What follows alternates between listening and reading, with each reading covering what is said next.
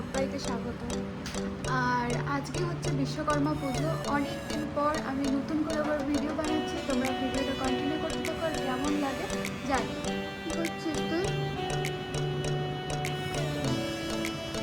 পড়াশোনা করছিস?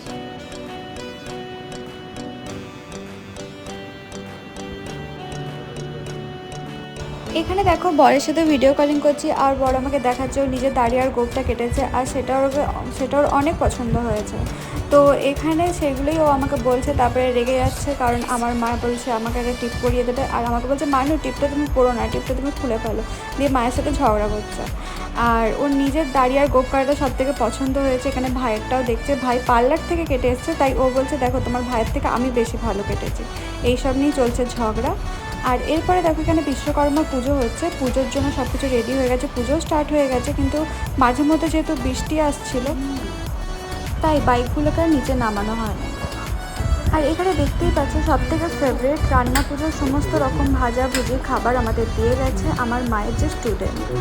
আর তারপরে এখানে আমি একটু দেখিয়ে দিলাম বাইকগুলো কীভাবে সাজানো হয়েছে, কারণ বাইকগুলোকে বের করা হয়নি, যেহেতু প্রচণ্ড বৃষ্টি হচ্ছিলো, মাঝে মধ্যে বৃষ্টি হচ্ছে মাঝে মধ্যে থামছে, তাই বাইকগুলোকে আর নিচে নামানো হয়নি, এভাবে উপরেই ছিল।